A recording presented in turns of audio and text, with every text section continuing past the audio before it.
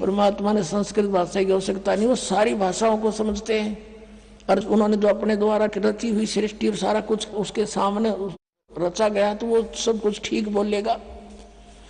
अब देखो शिव पुराण, संक्षिप्त शिव पुराण, गीता प्रेस गोरखपुर से प्रकाशित, संपादक हनुमान प्रसाद पोदार, प्रकाशक एवं मुद्रक हैं गीता प्रेस गोरखपुर, गोविंद भवन कार्यालय कोलकाता का संस्थान। इसके 98वें पृष्ठ से हम पढ़ना शुरू करेंगे। रुद्र संहिता 98वें पृष्ठ के बिल्कुल नीचे आते हैं। 5वां अध्याय का यह अंत है, एंड है। अपने पुत्र नारद की यह बात सुनकर लोक पिता में ब्रह्मा वहां इस प्रकार बोले।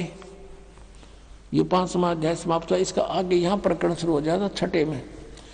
ब्रह्मा जी ने कहा, ब्रह्मन अपने पुत्र नारद से कहा, देव श्रोमणे, तुम सदा समस्त जगत के उपकार में लगे रहते हो।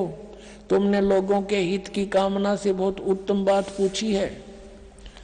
जिसमें समस्त चराचर जगत नष्ट हो गया था, सर्वत्र अंधकार ही अंधकार था, कुछ भी नहीं था। उस समय तत् सद ब्रह्म, इस श्रुति में जो सत सुना जाता है एकमात्र वही शेष था। ये 99वें पृष्ठ पे पढ़ा पाना। अब 100 पृष्ठ पे आते हैं। ये 100 पृष्ठ पे है, यहाँ नीचे आते हैं। जिस परब्रह्म के विषय में ज्ञान और अज्ञान पूर्ण उक्तियों द्वारा इस प्रकार विकल्प किए जाते हैं। अब ब्रह्मा जी का ज्ञान सुन लो। कुछ ज्ञान, कुछ झूठा, कुछ सच्चा, यानी ज्ञान अज्ञान दोनों के विषय जो हमने सुना है वो बता रहा हूँ। उसने कुछ काल के बाद द्वितीय की इच्छा प्रकट की। उसके भीतर एक से अनेक होने के संकल्प उदित हुए। तब उस निराकार परमात्मा ने अपनी लीला शक्ति से अपने लिए मूर्ति की कल्पना की। ये कहे निराकार हो ब्रह्म, और फिर कहते हो मूर्ति बन गया। वो छुपा रहता है। गीता जी अध्याय नंबर 7 के श्लोक 24-25 में ये काल बोल रहा। गीता कहता मैं अपनी योग माया से छुपा रहता हूँ, सबके सामने नहीं आता। तो ये क्या करता, अपने कभी शिव के रूप में, अपने पुत्र के रूप में, कभी किसी को ब्रह्मा के रूप में दर्शन देता है। अब यहाँ ब्रह्मा इसीलिए कह रहा है कि वो तब उस निराकार परमात्मा ने अपनी लीला शक्ति से अपने लिए मूर्ति की कल्पना की। वो आकार में आया, क्या बना? जो मूर्ति रहित परम ब्रह्म है, ये ब्रह्म को परम ब्रह्म बोल रहा है, उसी की मूर्ति भगवान सदाशिव है। ये काल जो है सदाशिव रूप में प्रकट हो गया। अर्वाचीन और प्राचीन विद्वान उन्हीं को ईश्वर कहते हैं। उस समय एकाएक ही रहकर स्वेच्छानुसार विहार करने वाले उन सदाशिव ने अपने विग्रह से स्वयं ही एक स्वरूप भूता शक्ति की सृष्टि की, यानी अपने शरीर से एक स्त्री निकाली। ये न्यू कहना चाह रहा है ब्रह्मा, जबकि आपने सृष्टि रचना के अंदर परमेश्वर के द्वारा बताई यथार्थ ज्ञान सुना हुआ है, वो सच्चाई है। उसका कुछ मिलता जुलता ज्ञान ये दे रहा है। उनके अपने श्रेयंग से वो कभी अलग होने वाली नहीं थी। उस पराशक्ति को प्रधान प्रकृति गुणवती माया बुद्धि तत्व की जननी तथा विकार रहित बताया गया है। दुर्गा को प्रकृति भी कहते हैं, प्रधान भी कहते हैं। अब याद रखना, गीता जी के 14वें अध्याय के अंदर उत्पत्ति बताएंगे जो ब्रह्मा और विष्णु जी की। ये प्रधान और प्रकृति दुर्गा के लिए कहा है। यहाँ देखना, वह शक्ति अंबिका कही गई है। उसी को प्रकृति, सर्वेश्वरी, त्रिदेव जननी, नित्ता और मूल कारण भी कहते हैं। त्रिदेव जननी, ओह, तीनों भगवानों, तीनों देवताओं की, ब्रह्मा विष्णु महेश की माता। परमात्मा ने कहा है अब मैं तुमसे कहूँ चिताई, त्रिदेवन की उत्पत्ति बाई 600 वर्ष पहले आज से, और यही आज हमारे यानी पुराणों में विद्यमान है। त्रिदेव जननी, नित्ता, मूल कारण भी कहते हैं। सदाशिव द्वारा प्रकट की गई उस शक्ति की 8 भुजाएं हैं। कति क्लियर कंसेप्ट हो गया। नाना प्रकार के आभूषण उसके अंगों की शोभा बढ़ाते हैं। वह देवी नाना प्रकार की गतियों से संपन्न और अनेक प्रकार के अस्त्र शस्त्र धारण करती है। वो एकाएकिनी होने पर भी वह माया संयोग वसात अनेक हो जाती है। जैसे इस दुर्गा ने 3 रूप धारण किए थे, सावित्री, लक्ष्मी और पार्वती का, और समुद्र में छुप गई थी और अलग भी रही थी। ये एक सिद्धि बहुचोल्य धारा एक सिद्धि होती है। और वे जो सदाशिव हैं उनको परम पुरुष ईश्वर, शिव, शंभु और महेश्वर कहते हैं। ये काल की डेफिनेशन बताई जा रही है। यहाँ देखना, यहाँ क्लियर हो जाएगा 101 पृष्ठ पे। यहां देखना, वे अपने सारे अंगों पर भस्म रमाए रहते हैं। उन काल रूपी ब्रह्म ने, सदाशिव कहो काल रूपी ब्रह्म कहो, एक समय शक्ति के साथ, नाथ नहीं, शक्ति सहित यानी दुर्गा के साथ शिवलोक नामक अक्षेत्र का निर्माण किया था। उस उत्तम अक्षेत्र को काशी कहते हैं। वह परम निर्वाण या मोक्ष का स्थान है जो सबके ऊपर विराजमान है। वे प्रिय और प्रियतम शक्ति और शिव जो परमानंद स्वरूप है उस मनोरम क्षेत्र में नित्य निवास करते हैं। शक्ति और शिव यानी काल और दुर्गा, यो सदाशिव काल, काल रूपी ब्रह्म और दुर्गा शक्ति। काशीपुरी परमानंद स्वरूपणी है। मुने शिव और शिवा ने, काल रूपी ब्रह्म और दुर्गा ने प्रलय काल में भी कभी उस क्षेत्र को अपने सानिध्य से मुक्त नहीं किया है। देव से एक समय उस आनंद वन में रमण करते हुए शिवा और शिव के मन में यह इच्छा हुई कि कोई बालक बच्चा पैदा करें। ये दुर्गा और काल के मन में आई कि दूसरे पुरुष की सृष्टि करनी चाहिए, यानी कोई संतान हो तो उत्पत्ति करें। जिस पर यह सृष्टि संचालन का महान भार रखकर हम दोनों केवल काशी में रहकर स्वेच्छानुसार विचरें और निर्वाण धारण करें, ऐसा निश्चय करके शक्ति सहित सर्वव्यापी परमेश्वर शिव ने अपने वाम भाग के 10वें अंग पर अमृत मल दिया, यानी पति पत्नी व्यवहार किया। फिर तो वहां से एक पुरुष प्रकट हुआ, एक बालक का जन्म हुआ। देखना 102 पृष्ठ पे।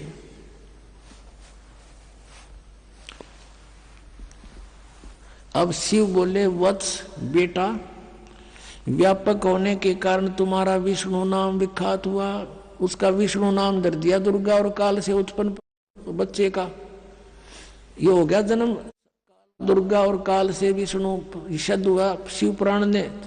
और ये 5500 वर्ष पहले की लिखी हुई पुस्तक है, आज की नहीं।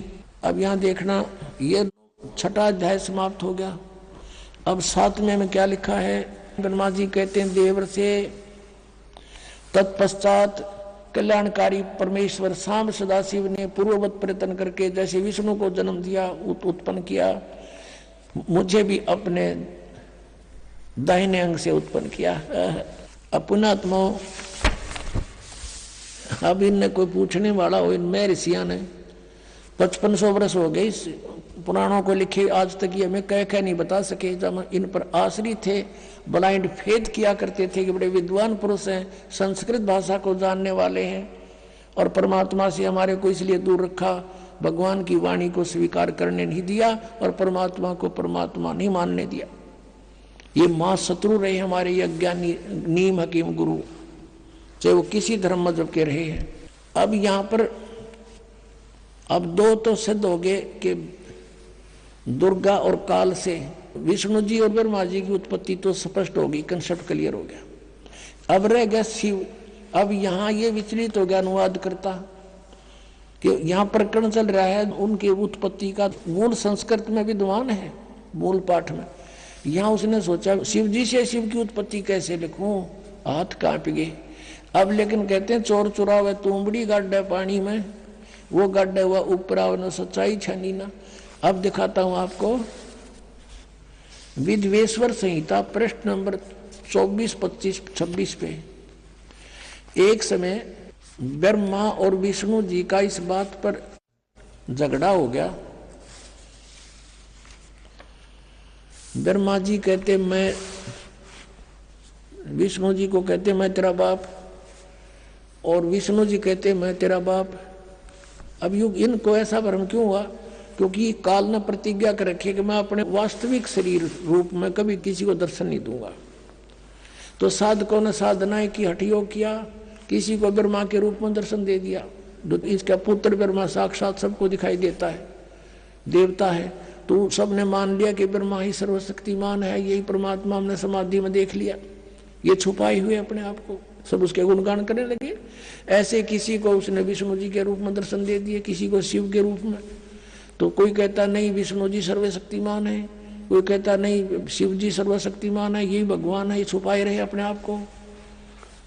तो इनका भ्रम हो गया कि हम भगवान हैं। तो इन दोनों ने आपस में झगड़ा कर दिया। तो ऊपर से इस काल ने इनके बीच में एक सफेद पिलर खड़ा कर दिया जिसको शिवलिंग बोलते हैं। तेजों में से चमक निकली बहुत की नहीं। तो ये हैरान रह गए, युद्ध बंद कर दिया, उसको देखने लगे ऊपर नीचे जाकर। फिर यू काल प्रकट हो गया अपने पुत्र शिव के रूप में और इन दोनों को फिर शिक्षा देने लगा। देखिएगा विद्वेश्वर संहिता, ये संक्षिप्त शिव पुराण, प्रश्न नंबर 24-25 पे यहाँ देखिएगा विद्वेश्वर संहिता। और यहाँ आते हम, ये दोनों देखो भगवान ब्रह्मा और विष्णु लड़ रहे थे, इनके बीच में ये पिलर खड़ा कर दिया स्तंभ। फिर वो खुद आ गया शिव के रूप में। नीचे देखिएगा। अब ब्रह्मा और विष्णु ने पूछा, प्रभु सृष्टि आदि 5 कृत्यों के लक्षण क्या हैं? ये तो हम दोनों को बताइए। भगवान शिव बोले, ये काल बोला, मेरे कृत्यों को समझना अत्यंत गहन है, तथापि मैं कृपा पूर्वक तुम्हें उनके विषय में बता रहा हूं। ये 5 अपने कृत्य बता दिए। ये देखना, ये 25 पे हमने पढ़ा, अब 26 पे पढ़ रहे हैं।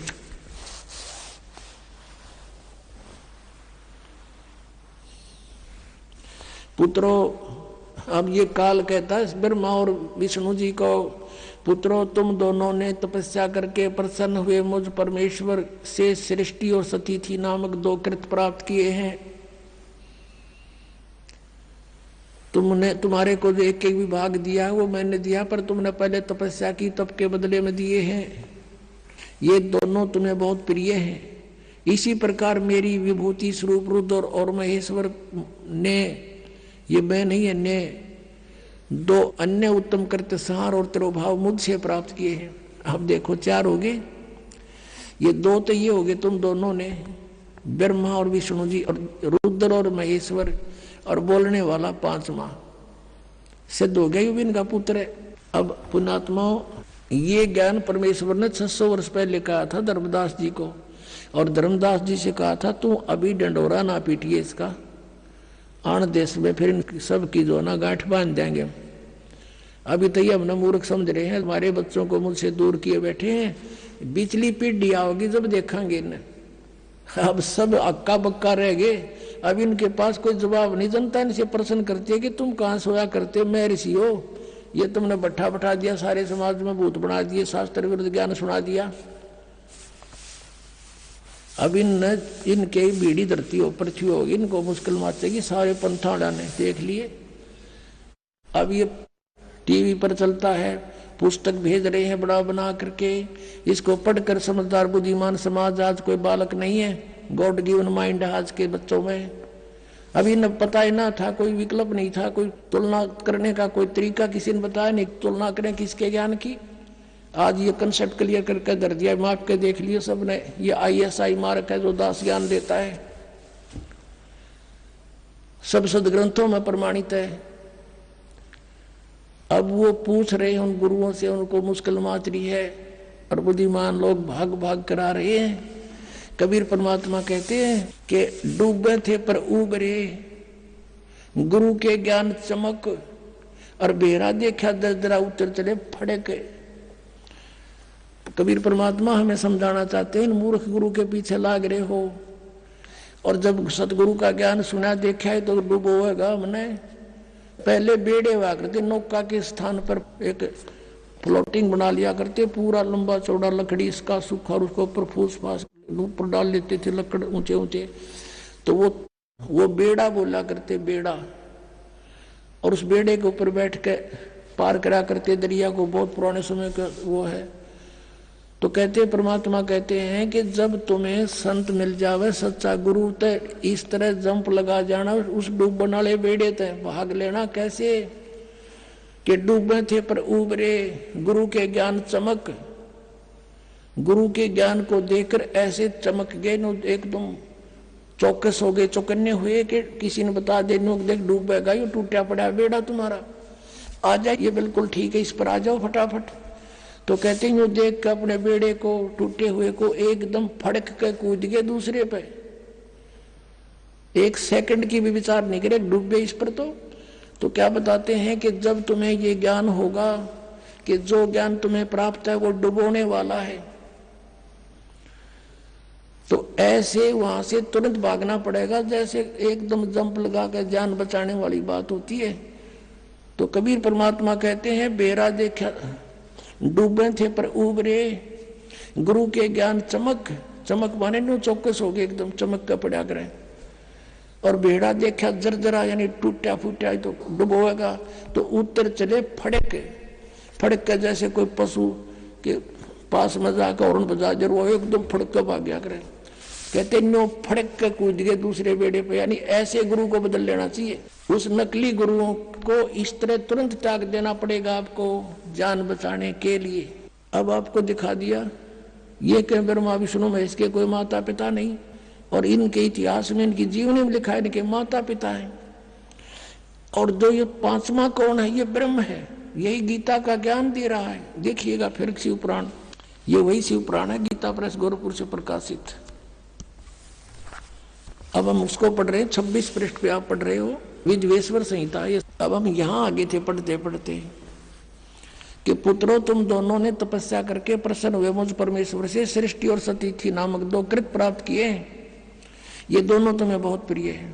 इसी प्रकार मेरी विभूति स्वरूप मेरे स्वरूप में मेरे जैसे शरीर वाले रुद्र और महेश में भी ने भी 2 उत्तम कृत संहार और तिरोभाव मुझसे प्राप्त किए हैं।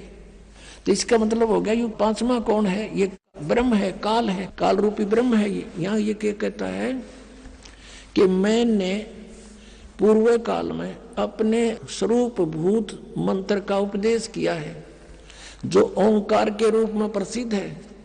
वही महामंगलकारी मंत्र है। सबसे पहले मेरे मुख से ओंकार ओम प्रकट हुआ, जो मेरे स्वरूप का बोध कराने वाला है। ओंकार वाचक है, मैं वाच्य हूँ। ये मंत्र मेरा स्वरूप ही है। प्रतिदिन ओंकार का निरंतर स्मरण करने से मेरा ही सदा सिमरण होता है। तो ओम का जाप ब्रह्म का है, काल का है।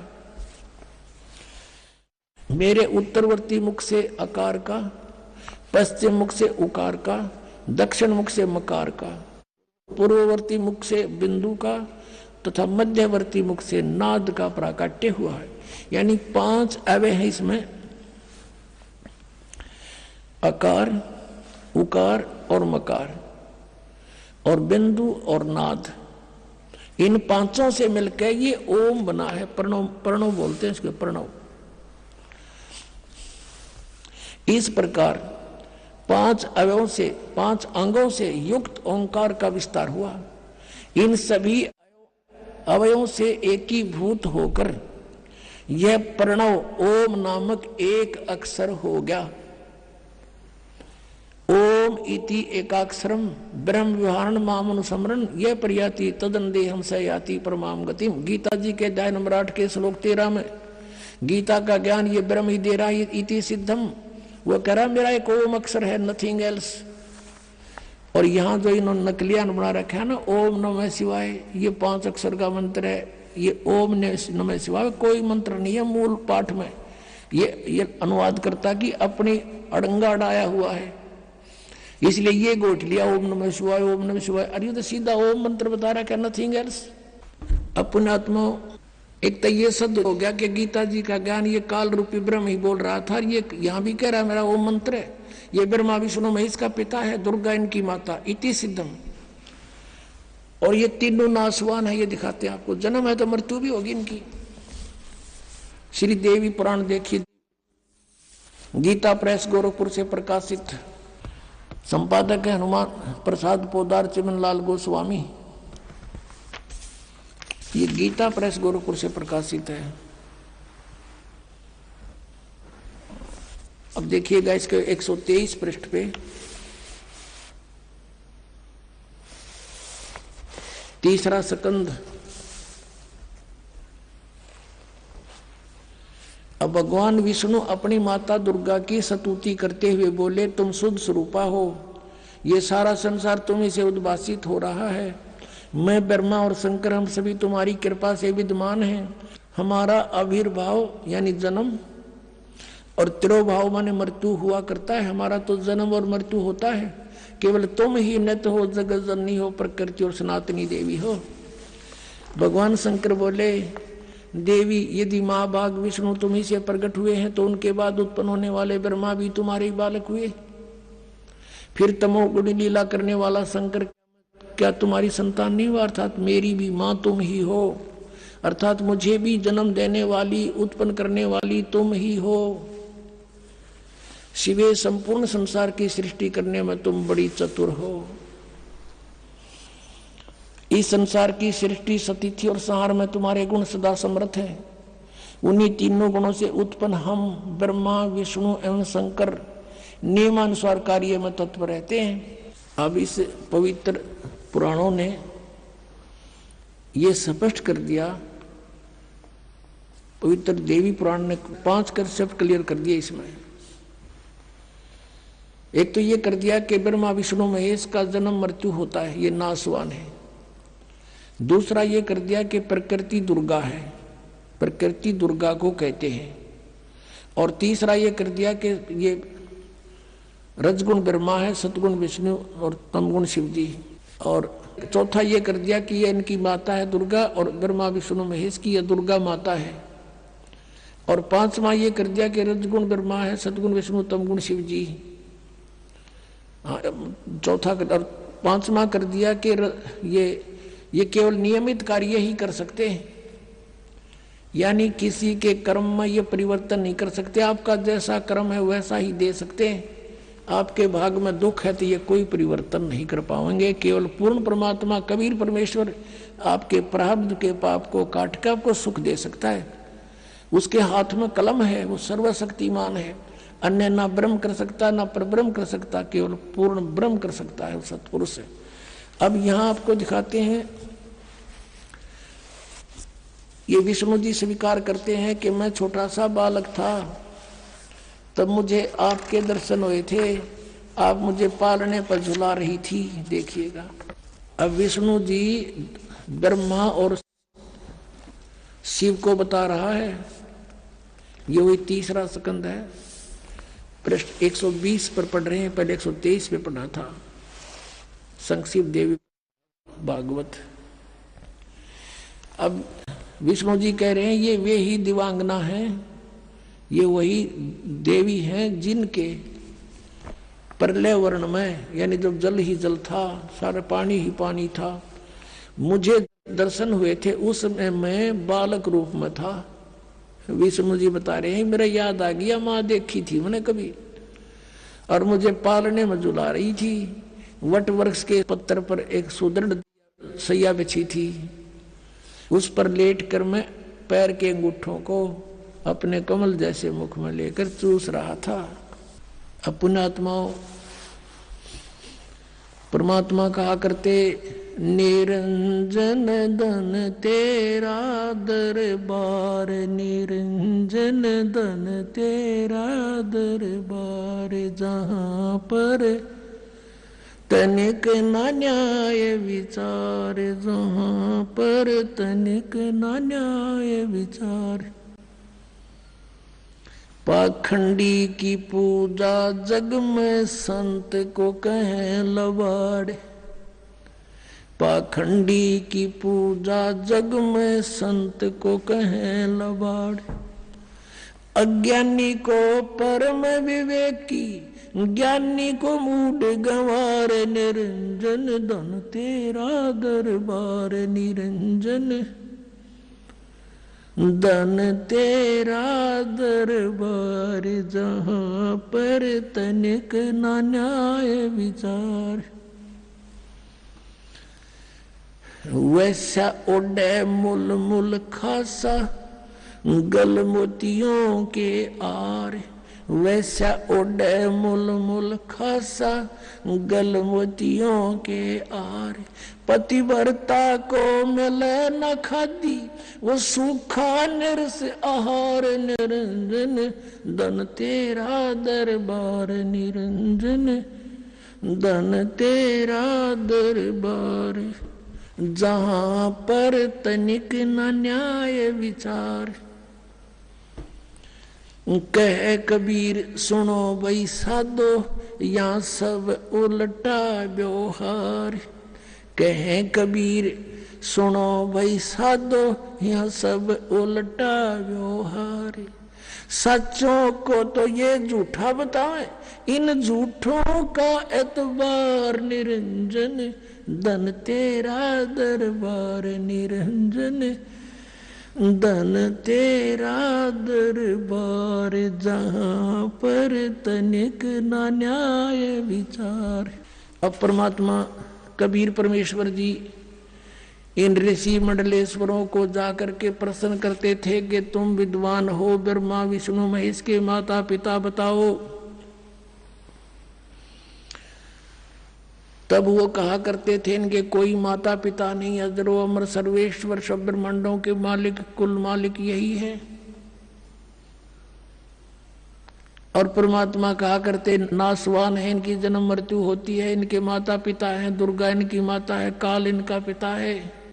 वो ऋषि महर्षि नकली ब्राह्मण गुरु कहा करते थे कि कबीर झूठा है, सदग्रंथों में ऐसा नहीं लिखा, इसकी बातों में मत आना। तब परमात्मा वहां खड़े होकर एक तारा लेकर कहा करते निरंजन धन तेरा दरबार निरंजन, धन तेरा दरबार, जहां पर तनिक न न्याय विचार। कहे कबीर सुनो भाई साधो या सब उल्टा व्यवहार। कहे कबीर सुनो भाई साधो या सब उल्टा व्यवहार। सच्चे को तो ये झूठा बतावे, इन झूठों का एतबार निरंजन, धन तेरा दरबार निरंजन, धन तेरा दरबार, जहां पर तनिक न न्याय विचार। अपना आत्माओं उस दिनों में आप न हंसी आया करेगी, मैं ऋषि कहते हुए शर्म आया करेगी, इनको मंडलेश्वर कहते हुए, विद्वान कहते हुए। ये अंधे नहीं तो क्या थे, आज तक ये नहीं बता सके हमारे पुराणों में क्या लिखा हुआ है। अरे इनके ऊपर हमारे पूर्वजों ने पूरा विश्वास किया। अरे इन्होंने ऐसे लोक वेद बना करके ये श्राद्ध निकालने शुरू करवा दिए, 36 फंड हमारे पाछे लगा दिए, और सदभक्ति बताई को ना, जिसने कुछ भी ना करना पड़े। अब परमात्मा क्या बताते थे, जय सतगुरु की संगत करते सकल कर्म कट जाई। जय सतगुरु की संगत करते सकल कर्म कट जाई। ना तो भूत बनना, ना श्राद्ध निकालन की जो आवश्यकता पड़े, और ना और 36 फंड करने स्त्रियां ठाणी, ना कुछ और करना। जय सतगुरु की संगत करते सकल कर्म कट जाई। अमरपुरी पर आसन होते जहां धूप ना छाई। उस अमरपुरी पर आसन होते सतलोक में चले जाते। अपनात्मा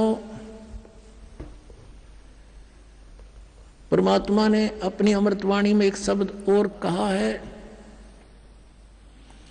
गुण तीनों की भक्ति में ये भूल पड़ो संसार। कह कबीर निज नाम बिना कैसे उतरो पार। तीन देव की जो करते भक्ति उनकी कदे ना हो मुक्ति। उसी समय कहा करते बड़े मंडप में, और वो ब्राह्मण गुरु नकली महर्षि कहा करते झूठा है, देखो क्या कह रहा, मारो डले मारो पत्थर। अब सब पीछे लगा देते, भगवान के परमात्मा आ जाते शब्द गाते हुए। बुलाना आता फिर नीरू नीमा के पास, छोटी सी उम्र में लग गए थे वो छेड़ने उनको। 5 साल की उम्र में उनके छक्के छुड़ा दिए थे परमात्मा ने। उनकी उम्र तो है नहीं, वैसे शरीर आए थे, बालक रूप धारण किया था। एक लीला करते हैं उनके नियम में, वेदों में ऐसा प्रमाण है कि वो ऐसा करता है, शिशु रूप धारण करके आते हैं। और उस समय उनकी परवरिश की लीला कुंवारी गायों से होती है परमात्मा की। और 600 साल पहले ये लीला भगवान करके जा रहे हैं, जो आज वेद गवाही दे रहे हैं। तो who is God, Kabir is God. अपने आत्माओं आपका सौभाग्य है कि आपको इस बिचली पीढ़ी के समय मनुष्य जीवन प्राप्त है, और उससे भी सौभाग्य आपको ये मार्ग मिल गया किसी भी तरीके से, कि चाहे कोई दुखी आया, चाहे कोई वैसे परमात्मा की चाह में आया, किसी प्रकार भी यहाँ पर आ गया, वो रंग गया इस रंग में, ये सत्कर मान लेना। और देखो कितना अच्छा मौसम है, सर्दी तो खूब है, लेकिन परमात्मा ने भी घाट नहीं गाल रखी। नीचे अपने बच्चा गद्दे बिछा रखे, 3-3 किलो की रजाई उड़ा रखी। और सुनो ध्यान ते मालिक की अमर कथा आज तक कदे सुनी भी कोई ना सपने में। 3-3 घंटे तो हम फिल्म देखें 4 दिन में आंख पड़ के, और 3-3 फिल्म देख लिया करते एक दिन एक रात में। 100 रुपये लाग रहे हैं, सारी ये देखांगे।